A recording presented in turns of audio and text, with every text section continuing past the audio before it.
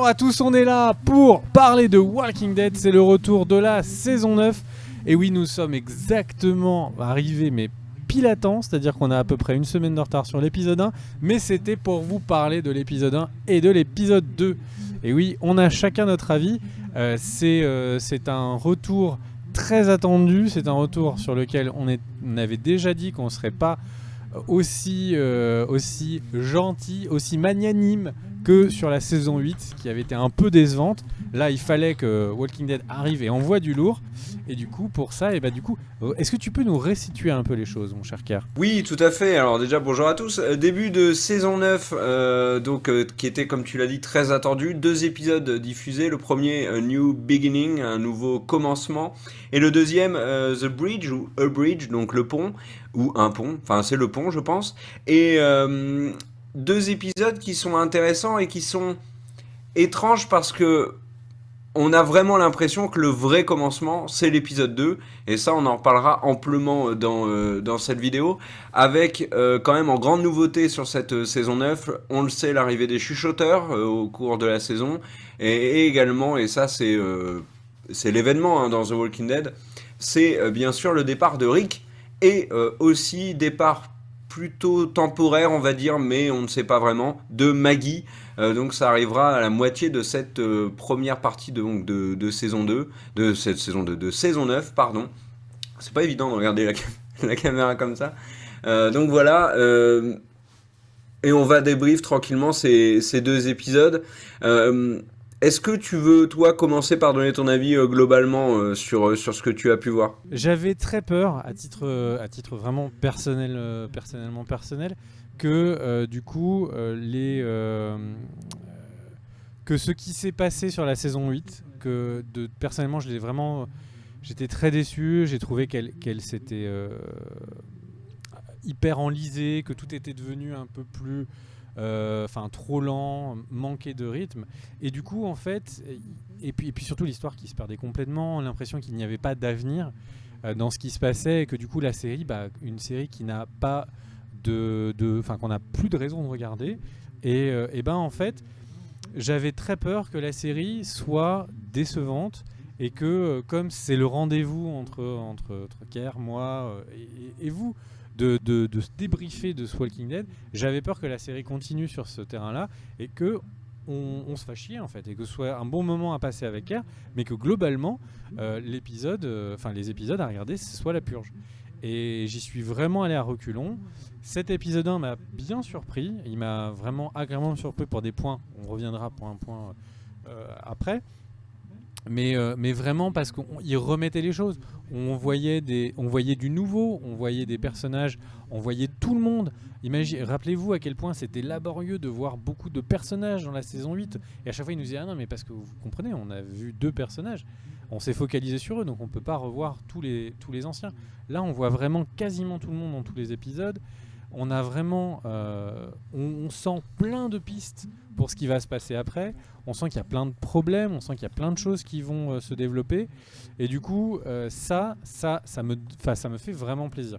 Et l'épisode 2 est juste un bon épisode, bien réalisé, une bonne histoire, une bonne mise en scène, donc on en parlera vraiment plus avant, mais très globalement je suis extrêmement enthousiaste par ce retour de Walking Dead. Et toi, mon cher Pierre? Moi, c'est en demi-teinte, c'est-à-dire que le premier épisode m'a étonné, mais pas dans le bon sens, parce que, alors oui, en effet, comme tu dis, on est sorti de tout ce qui n'allait pas dans la saison 8, avec le conflit avec Negan, des épisodes qui étaient un petit peu surréalistes, avec des épisodes qui avaient une réalisation très décevante, on peut le dire, des choix aussi qui étaient contestables, hein. Bien évidemment, je pense à Carl, mais ce premier épisode m'a perturbé parce qu'en fait, oui, certes, il réintroduisait tous les personnages. Oui, on voyait l'évolution qu'il y avait eu dans cette pause, ce laps de temps d'1 an et demi entre le final et le premier épisode de la saison 9. Mais je sais pas, il manquait quelque chose. Il n'y avait pas assez de suspense. C'était extrêmement lent, je trouve. Bref, j'ai été un petit peu déçu. Et l'épisode 2 commence exactement de la même manière. Enfin, il reprend des images de l'épisode 1 à tel point que je me suis dit, mais attends, je me suis planté là, je regarde pas le bon épisode. En fait, si. Et c'est marrant parce que dans l'épisode 2, Rick parle de nouveau départ. Et c'est vraiment, pour le coup, le vrai départ pour moi de la saison, avec un épisode qui, une nouvelle fois, représente chaque personnage, montre vraiment leur évolution. Parce que par exemple, dans l'épisode 1, ben, j'ai pas eu l'impression qu'on insiste sur le fait qu'Enid soit devenue infirmière, par exemple, ou apprenti docteur. Euh, et tu vois, il y a plein de petits trucs qui ont été rajoutés, mais en plus, cet épisode 2 rajoute deux choses que j'ai beaucoup, beaucoup aimé. Il y a l'attention, il y a le mystère avec les chuchoteurs, il y a les propos de Negan que j'ai trouvé excellents et qui, même si moi je pense que ça va rien donner, ce que dit Negan, ben ça prend un peu au trip quand même. Et surtout, le truc que j'ai adoré dans cet épisode, l'autre chose, c'est cette espèce de légèreté. Et on l'avait plus dans The Walking Dead depuis très longtemps. Le couple Anne Gabriel, moi je trouve que ça fonctionne d'enfer. Le Ezekiel et Carol aussi, ils sont super mignons là tous les deux. Donc moi j'ai trouvé ça vraiment vraiment bien le deuxième épisode et en y réfléchissant, ben je pense que c'est le meilleur épisode de The Walking Dead depuis l'arrivée de Negan et cet épisode que moi j'ai trouvé vraiment vraiment très très bon avec la mort de Glenn et d'Abraham. Mais du coup, mon cher Kerr, t'exagères. quel est ton avis précisément sur cet premier épisode? Alors, sur le premier épisode, moi j'ai noté quelques trucs qui m'ont intéressé. Alors déjà, au niveau de l'évolution, on a quitté la série donc avec Negan qui est neutralisé. Donc on rappelle que dans The Walking Dead, quand on veut neutraliser quelqu'un, on l'égorge, en partant du principe que bien évidemment il va se remettre parfaitement de cette blessure anodine. Et là, on arrive donc dans une situation où toutes les communautés, et même des communautés qu'on ne connaît pas, sont associées autour donc d'Alexandria, qui est gérée d'une main de fer par Rick. Mais ce que l'on constate déjà, c'est qu'il y a, et ça va être vraiment, c'est le thème de ces deux premiers épisodes et des épisodes suivants, et je pense de toute la première moitié de saison, c'est la rivalité entre communautés liée aux problèmes de ressources, liée aux problèmes de vivre, liée aux difficultés de transport, et puis aussi tout simplement bah, il y en a qui peuvent pas se piffrer. Enfin, Maggie peut pas encadrer les saviors et encore moins Negan. On veut beaucoup à Rick. Et dans cet épisode où on nous présente un petit peu déjà très vite ces problèmes de rivalité entre communautés, on voit aussi énormément de changements qui ont été opérés. Alors des petits changements, mais qui font du bien. Ezekiel et Carol sont donc ensemble. Maggie a eu son fils. Quand même, qui s'appelle d'ailleurs Herschel, donc le père de Maggie. Mais triste anecdote, mais voilà, c'était comme ça. En fait, le week-end de diffusion de l'épisode 1 de la saison 9 de The Walking Dead, l'acteur qui jouait Herschel à l'époque, donc Scott Wilson, est décédé. Donc ça lui rendait encore un peu plus hommage, je trouve. C'est incroyable. Moi, il y a un truc que... C'est Ouais. incroyable jusqu'où vont les producteurs de la série. D'aller jusque là. Visiblement, en plus, ils ont essayé de suivre la série. C'est un gouverneur qui l'a décapité. Enfin, c'était absolument Ouais. insupportable pour sa famille. Mais non, mais je te rejoins totalement. Autre chose que moi j'ai beaucoup apprécié dans l'épisode 1 et encore plus dans l'épisode 2, c'est la place, petite place, mais place tout de même que prend Jadis, qu'on appelle à présent Anne. Et elle est en train de devenir juste mon personnage préféré de la série en fait. Et donc bon, là-dessus je suis plutôt satisfait. Et un autre truc qui m'a marqué dans l'épisode 1 et encore plus dans l'épisode 2, c'est vraiment la prise de pouvoir de certains personnages. En l'occurrence, je pense à Maggie, à Carol et j'ai oublié la dernière, à Michonne. Et ça, c'est bien parce que ça apporte du sang frais, puis surtout, mais on en reparlera dans une autre vidéo parce qu'il y a un grand débat à avoir là-dessus, mais ça permet à la série de pas tout construire sur le personnage de Daryl qui continue de ramer. D'ailleurs, là je saute sur l'épisode 2 juste sur cet aspect-là, mais quand le personnage interprété par Zach McGowan, donc l'acteur de Blackshade et de The Undread, dit garde ton toutou en laisse. Mais Daryl, c'est vraiment ça en fait. Dans la série, il n'est rien d'autre que le toutou de Rick ou le super pote qu'on trouve sympa de Carol. Donc Donc voilà, bon, il y aura un sujet à discussion là-dessus. Et qu'est-ce qui t'a marqué, toi, dans les nouveaux éléments sur l'épisode 1? Eh bien, alors personnellement, ce qui m'a marqué le plus, et donc en gros, ce qui m'a vraiment marqué le plus de très loin, c'est qu'en fait, il y a un... C'est cette scène quand ils sont dans le musée. En fait, je me suis dit, ok, on est retourné sur un rythme pépère, les choses n'ont pas avancé. Et puis c'est très simple, mais c'est la première fois qu'on les voit faire quelque chose de nouveau. C'est la première fois qu'on les voit avoir de nouvelles idées. Ça paraît très bête, mais effectivement, aller dans des musées pour aller récupérer des herses, voir comment les premiers hommes, eh bien, enfin pas les premiers hommes, mais les colons américains se sont tout simplement entraînés ou en tout cas aguerris à pouvoir un peu dompter la nature. Et là, on a l'impression qu'il faut 9 saisons pour y penser, ce qui est juste fou. Et cette scène, elle est non seulement, elle a eu des idées et elle est prometteuse, ça veut dire que de nouveau, ils vont faire des incursions, des excursions ailleurs. En plus, on a l'introduction de chevaux, ce qui avait déjà un peu le cas, mais là, on a vraiment la sensation qu'ils ont domestiqué des chevaux en grand nombre. Et puis, c'est tout simplement une scène qui est bien réalisée. C'est-à-dire que cette idée d'avoir ce sol de verre qui est en train de craqueler et où, en fait, chaque item qui va passer donne de plus en plus de tension, ça, c'est un ressort qui n'est pas incroyable, mais qui fonctionne très très bien. Et je trouve que c'est c'est vraiment emblématique de ces 2 premiers épisodes. C'est-à-dire que c'est certes pas complètement novateur, mais on retrouve ce qui faisait le sel de Walking Dead.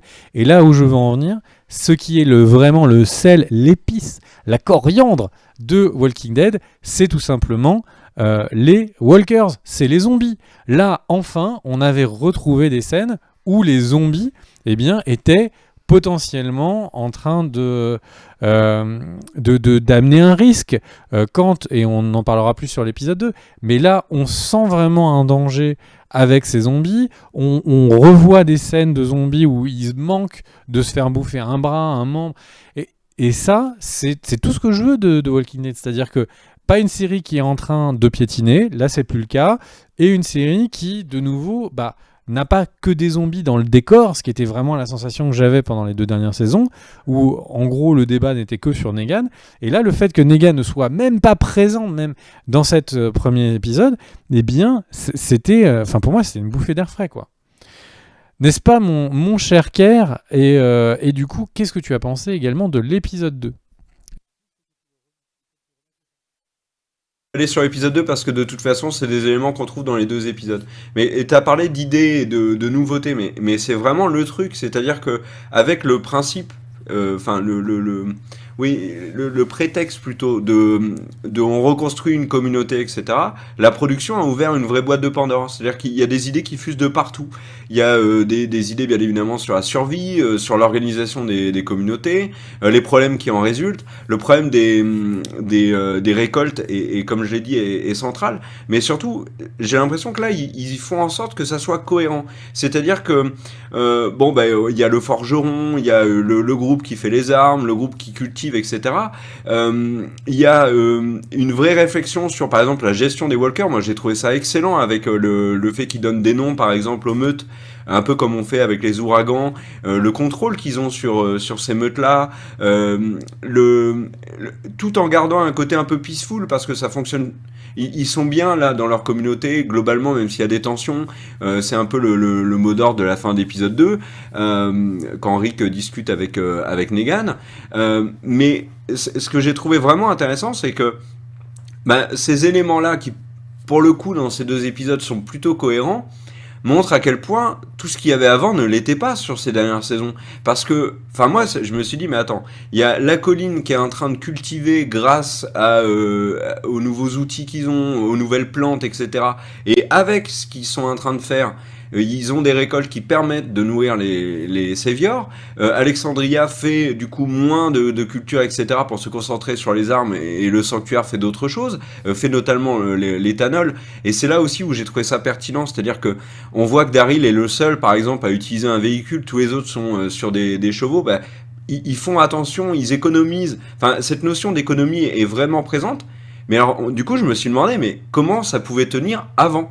Parce qu'ils étaient tous en bagnole, voire en camion, en tank, etc. Et surtout, les Saviors taxaient une partie des récoltes de la colline, et ça tenait largement, alors qu'ils étaient beaucoup plus nombreux tous, alors que la colline n'avait pas tous ces éléments qui ont modernisé, qui ont permis de produire et d'avoir davantage de culture, de viande, de céréales, etc. Donc la force de ce début de saison 9 montre un appui sur les faiblesses des saisons 7 et 8. Et là, je pense vraiment que la série a envie et a compris à quel point il fallait qu'elle se renouvelle, qu'elle aille de l'avant. Et un truc dont on n'a pas parlé, mais on peut revenir dessus, c'est le symbole de cette idée nouvelle c'est un nouveau départ pour The Walking Dead, c'est quand même le nouveau générique. Générique donc en mode comics, où accessoirement il y a deux nouveaux personnages, deux nouveaux acteurs qui ont intégré ce générique. C'est donc l'actrice qui joue Enid et l'acteur qui joue Jesus. T'en penses quoi d'ailleurs du nouveau générique, toi ? Bah, je suis pas fan. En fait, j'ai peur qu'il donne un peu comme tu sais, dans les comics, enfin dans les animes, pardon, où en gros on a un générique qui souvent est trop là pour donner des indices de ce qu'il va y avoir après. Le fait qu'on revoit l'hélicoptère, je me suis dit ok, donc l'hélicoptère, je pense qu'on va le voir dans les 4-5 premiers épisodes. Bah, ça n'a pas loupé, c'était dans le 2. Donc en fait, ça m'a... il est sympatoche, mais j'ai l'impression qu'il a les... Peut-être que ça me contredira, mais qu'il a les petits indices pour faire plaisir aux fans des comics, mais qui risque de donner des indices sur la suite. Peut-être je me trompe. Les fans des comics, d'ailleurs, n'hésitez pas à le dire dans le chat. Donc, il y a un autre truc aussi qui apparaît dans l'épisode 2, c'est ce qui était, on en avait parlé dans la vidéo tout sur la saison 9, c'est ce qui était très présent dans les trailers, c'est-à-dire les saviors hostiles. Alors dans l'épisode 1, on voit cette inscription, alors je sais plus c'est quoi, mais Negan, on croit encore... We are still Negan. Les saviors nous ont sauvés. On est toujours Negan. Voilà, c'est ça. Mais là, dans l'épisode 2, on voit vraiment, pour le coup, des saviors qui s'opposent à l'autorité de Rick ou de Daryl, etc. Mais dans les faits, ce qui avait l'air central dans les trailers, dans l'épisode 2, on comprend juste que les deux mecs, donc les saviors hostiles, c'est juste deux gros cons. C'est un mec qui a un peu trop de caractère et puis qui refuse juste l'autorité, peu importe d'où elle vient.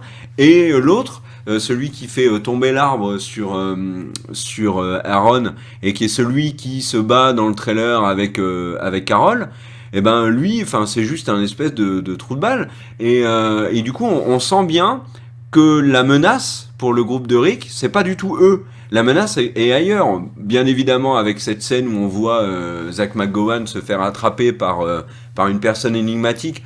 On comprend un petit peu qui c'est.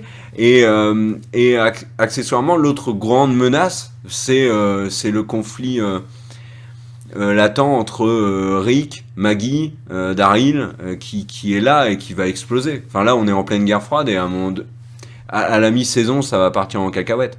Mais du coup, les saviors hostiles... Et c'est d'ailleurs assez étonnant parce qu'ils sont allés chercher deux acteurs connus pour jouer ces saviors hostiles, et notamment une personne qui commence à être vraiment reconnue dans la culture pop, j'ai envie de dire, par le biais de ses rôles dans Black Sails et The Hundred, c'est Zach McGowan. Et il y a plein de gens qui, notamment en ayant vu... Ton petit préféré, comme on l'appelle. Le quoi ? Mon préféré ? Oh non, ton petit préféré. Le quoi ? J'entends pas, je suis désolé. Ton petit préféré. Le truc c'est que non, c'est pas mon préféré.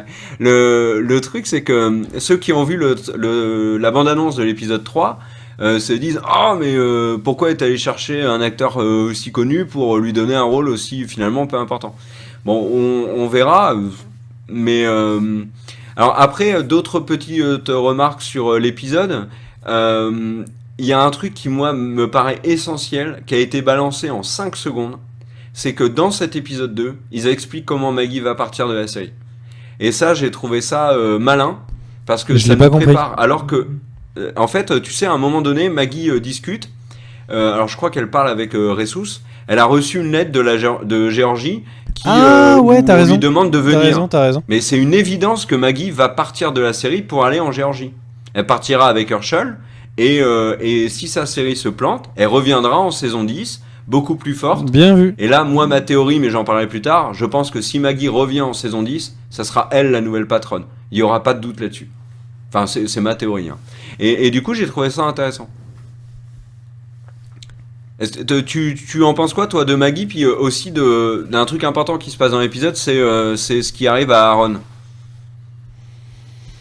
Bah, pour répondre sur Aaron, pour commencer, Aaron, concrètement, moi, je l'ai... j'ai eu très peur parce que je crois que c'est dans l'épisode 1, on le voit avec Jésus, et là tu dis ok. Donc ils ont mis les deux personnages gays célibataires ensemble.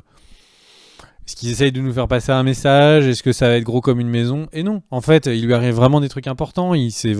C'est des choses qui font avancer... Enfin, c'est des événements qui font avancer les choses. Donc, moi, j'ai trouvé qu'il était très bien traité, Aaron, qui est toujours aussi bon, l'acteur, très clairement, même s'il n'a pas beaucoup de temps, il sait toujours bien l'utiliser. Et puis pour répondre sur Maggie, Maggie... En fait, ce qui est étonnant, c'est quand on sait qu'elle a une autre série et qu'elle va plus être là, parce que on a vraiment l'impression qu'ils sont en train de l'introniser comme la grande patronne. Et je suis tout à fait d'accord avec ton idée de dire qu'elle va partir en Géorgie pour construire le futur. Effectivement, ça va être une bonne raison. En plus, il y a déjà les germes qui sont présents. Le fait que le Hilltop, ils soient plus tous d'accord ou qu'elle ait envie de créer une démocratie. On sent que tout ça, ça la travaille. Et ce que je trouve intéressant, c'est que via ces problèmes qu'ils lui mettent dans les bras à Maggie, eh bien, c'est tout vraiment, c'est pas que Rick qui porte la renaissance d'un monde. Rick qui porte le fait que tout le monde doit être de nouveaux copains pour faire Youpaidi, Youpaida, des petits ponts. Mais le truc, c'est que c'est Maggie qui est en train de se poser des questions sur le plus concrètement, sur l'ordre, sur les lois, qu'est-ce qu'il faut refaire, qu'est-ce qu'il faut pas faire. Et ça, je trouve ça intéressant. C'est des sujets qui étaient bizarrement un peu déjà traités dans la saison précédente, mais tellement moins bien que là, en 2 épisodes, il recadre toutes les choses. Et ça, je trouve ça vraiment plus intéressant. Et du coup, parce que ça rejoint un petit peu ce que je voulais dire, mais pas forcément dans cette vidéo-là, mais c'est pas grave, je me lance un peu et puis on développera plus tard. Tu es fou! Il y a un énorme problème dans cet épisode 2, et même dans le premier. Et c'est un problème structurel au niveau de la série. C'est-à-dire qu'on sait que Rick s'en va, on sait que Maggie s'en va, et les deux badass de ce début de saison, c'est Rick et Maggie. Ok, mais il faut aussi penser... Alors, c'est une sorte de manière de pas de rendre un hommage, mais de leur permettre de sortir de la série d'une fort belle manière. Mais il faut aussi qu'ils pensent à l'avenir. Et l'avenir, de ce que l'on a compris avec la signature d'un gros contrat pour Norman Reedus, l'avenir, c'est Daryl. Mais Daryl, il est... Je le disais tout à l'heure, mais c'est vraiment le petit chien de Rick, et à tel point que quand il est en conflit avec Zach McGowan, la réponse de Daryl, c'est je lui balance des coups de poing et puis un coup de pelle. Ok ? Ou de... Non, c'est une poêle d'ailleurs. Ok. La réponse de Rick, la manière dont Rick gère ça, c'est il parle juste au mec et il le détruit beaucoup plus que tous les points envoyés par Daryl. Et c'est là où tu te dis, et sur les 2 épisodes ça fait ça. Enfin moi c'est la sensation que j'ai eue sur les 2 épisodes. Le taulier c'est incontestablement Rick, personne lui arrive au petit orteil. Et les seuls qui essayent de sortir un petit peu de la mêlée, c'est Carol, c'est Maggie, c'est un petit peu Michonne, et je pense ça sera aussi Aaron. Donc on en parlera dans une autre vidéo, mais il y a, à mon avis, on pourrait être surpris sur la tournure que va prendre la série post-Rick. Donc bon, j'en dis pas plus maintenant, mais il y a quelques théories assez sympas. Et moi, j'aimerais revenir sur Aaron qui a été blessé. Moi, je l'ai dit à plusieurs reprises déjà au cours des années précédentes, mais le personnage d'Aaron est vraiment sous-exploité. Et là, ce qui lui arrive au bras, ben, je pense que c'est pas anodin. Et ça rejoint un petit peu mon idée que Daryl va pas devenir le big boss de The Walking Dead, parce que une blessure au bras dans The Walking Dead, enfin une perte d'un bras dans The Walking Dead, qui arrive à un personnage masculin barbu, c'est déjà arrivé dans The Walking Dead. C'est arrivé dans le comics, et je peux le dire parce que c'est au début du comics, c'est arrivé à Rick. Et moi, je me demande si Aaron va pas récupérer une partie de l'arc de Rick vénère. plus tard dans la série. Et du coup, on est obligé d'en parler. Enfin, autant on spoil pas ce qui va arriver dans la série par rapport aux comics, mais là c'est quelque chose d'ancien. Et ça faisait longtemps qu'on se demandait pourquoi est-ce que la série avait laissé de côté cette blessure au bras. Il y avait eu pas mal de théories qui disaient que c'était Carl qui allait être blessé au bras, ou que Rick allait perdre son bras dans la saison précédente. Et au final, c'est Aaron qui est blessé comme ça. C'est peut-être aussi un signe que Aaron va devenir plus important. Il peut être traumatisé par la perte de ce bras, il peut devenir plus sombre, plus décider de diriger un petit peu les choses, de ne plus subir ou de ne plus suivre. Il a quand même perdu beaucoup de choses dans cette saison, dans les saisons précédentes et puis là dans cet épisode. Donc moi ça me paraît pas déconnant que Aaron décolle un peu. Mais j'ai vraiment eu peur qu'il le tue. Hein. Ça aurait été une vraie connerie. Est-ce que t'as remarqué un truc avec Jadis d'ailleurs ? Ou est-ce que c'est moi, mais à un moment donné, on est d'accord qu'elle voit un avion. Elle ne voit pas un avion, elle entend et elle voit un hélicoptère très précisément.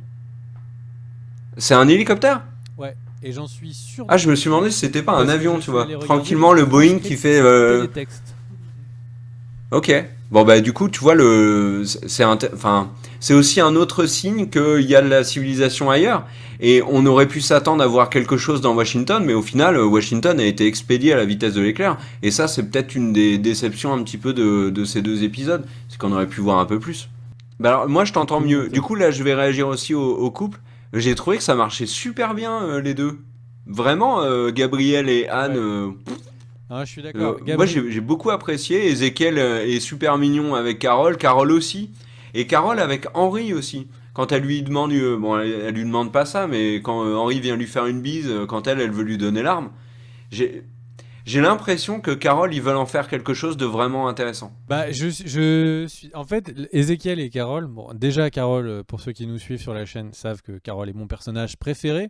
Parce que de partir dans une logique de c'est une femme au foyer on découvre qu'elle est sans doute une femme battue qui devient Rambo, c'était inattendu. Et suffisamment inattendu et suffisamment badass pour que Carole soit mon personnage préféré. Elle a en plus eu dans les arcs les plus compliqués, souvenez-vous de ces 2 petits-enfants qu'elle doit de garder, mais il leur arrive un drame.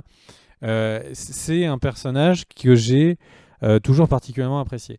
Et là, de la voir vraiment gagner encore en plus en maturité, en épaules, parce qu'elle devient plus complète. Elle était tellement guerrière qu'elle se crée dans une logique de refus de lien avec les autres. Et là, avec Ezekiel, elle se le permet, mais elle n'en est pas moins badass.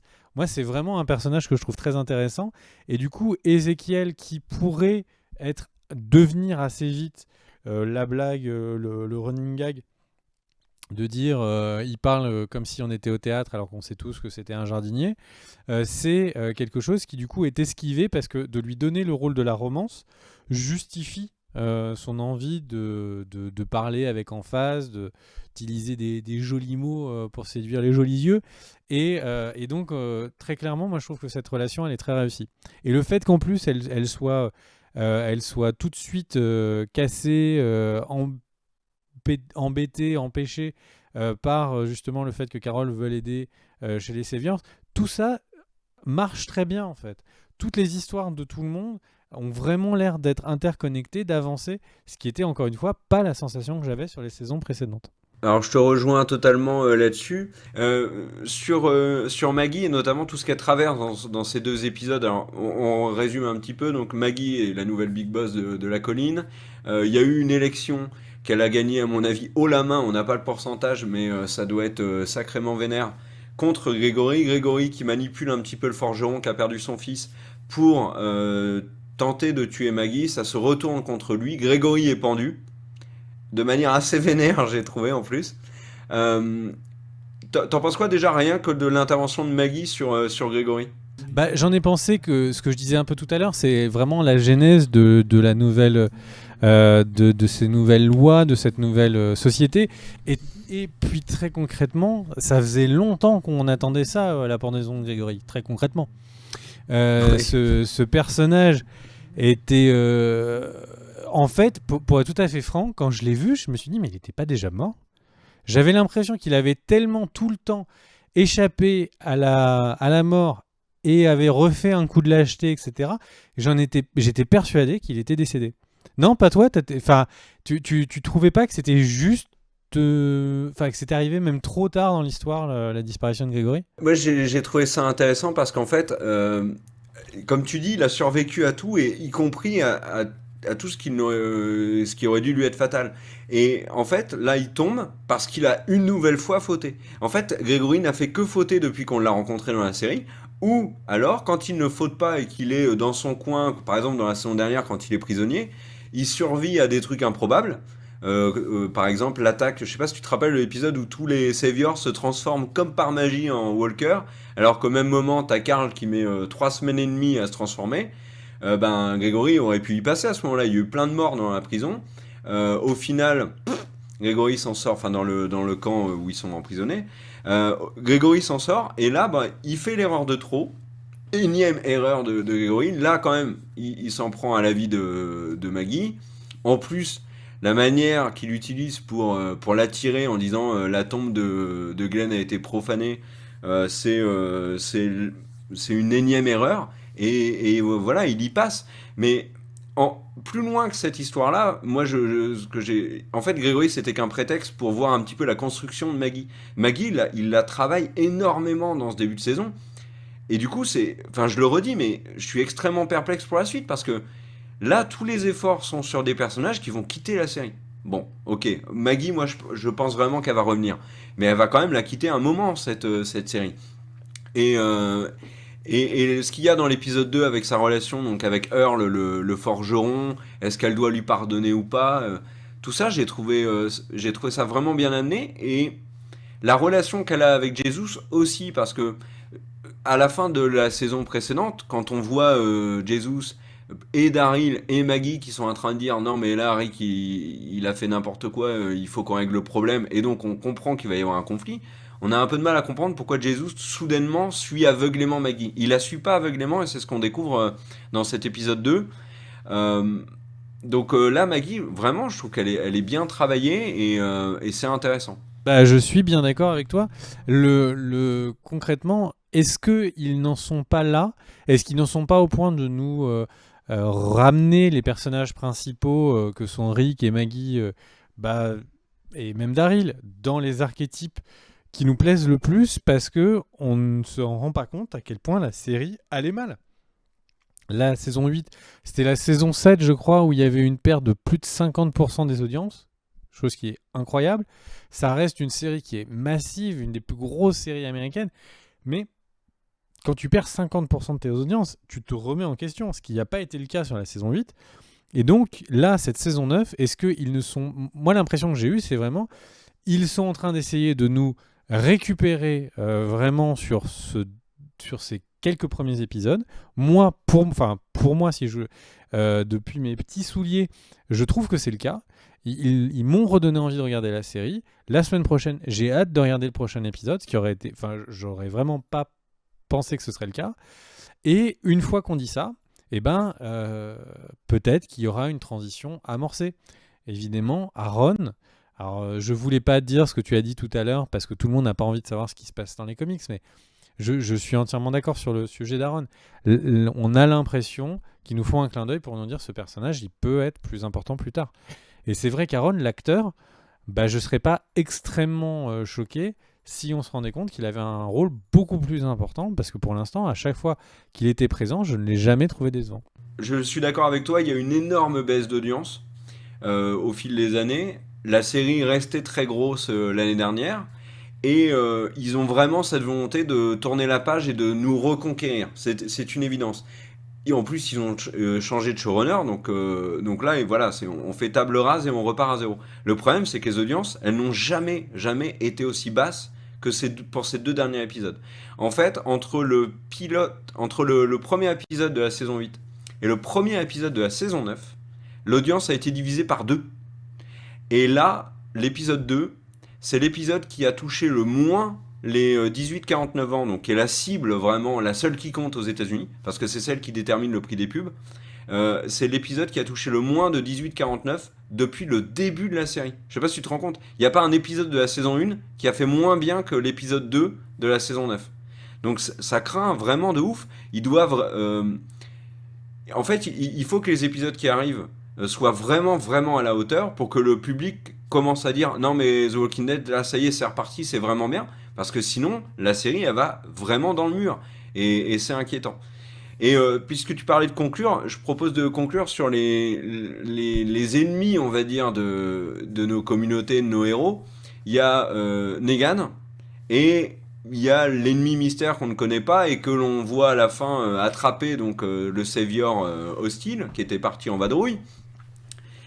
Mais sur Negan, moi je l'ai vraiment vraiment trouvé. Il est quelques secondes, on le voit pratiquement pas, il est dans la pénombre. Mais quand il dit tu n'as pas compris, ce qu'ils sont en train de faire, c'est préparer pour mon retour. Mais là, je me suis dit oh l'enfoiré. Et Negan, c'est quand même un super personnage. Moi, j'adore vraiment ce personnage, même si c'est un énorme enfoiré. Je l'ai trouvé plus charismatique dans sa scène de 2 minutes, là dans cette saison 9, que sur toutes les 2 saisons cumulées. Alors on peut dire que la scène où il a mis le coup de batte, etc., c'est la scène qui était hyper... où vraiment il est impressionnant. Dans les faits, moi je l'ai trouvé plus intéressant. Peut-être que le mot était mal choisi. Peut-être plus intéressant qu'impressionnant. Plus intéressant là que jamais en fait. Parce qu'il redevient cette menace qu'il était au tout début. On est Negan, je suis Negan, qui c'est Negan ? Et vraiment on sentait une peur, panique qu'il savait créer chez les autres. Et là de nouveau on recrée le personnage. Moi j'ai vraiment été très très très content de ce retour de Negan, alors que j'aimais pas forcément beaucoup le personnage. Mon petit Kerr, j'ai envie de te dire, est-ce qu'on va pas conclure cette vidéo très, très concrètement, si je vous fais un petit résumé. Moi, je suis conquis par ce retour de Walking Dead. C'était un vrai plaisir de regarder cet épisode 2 et c'était pas gagné. Moi, j'étais vraiment dans les personnes qui, s'il n'y avait pas eu ce rendez-vous hebdo que j'ai avec mon pote Kerr, je n'aurais sans doute pas regardé l'épisode. Bah là, je l'ai fait, je suis très content de ça. Il y a un nouveau souffle, des nouvelles idées. Les personnages, je les ai pas vus aussi bien traités depuis au moins 3 ou 4 saisons. Il y a en permanence des clins d'œil sur l'historique. On voit que Maggie dit que son père était un alcoolique, etc. Donc on reparle comme ça des 3 premières saisons. On regarde vers le passé, mais on a vraiment cette zone où on voit Rick qui a mis des panneaux avec tout le monde, avec écrit le sanctuaire à gauche, Alexandria à droite, et il y a écrit le futur par là. Et quand les gens vont voir le futur, ils vont voir ce pont. On est projeté en avant, on voit des choses, il y a des vraies intrigues, il y a des vraies relations entre les personnages. Enid a trouvé une fonction, elle n'est plus un personnage qui se balade dans les champs. Il y a vraiment quelque chose d'intéressant. J'ai l'impression de vraiment voir le nouveau monde et surtout on retourne à voir les walkers.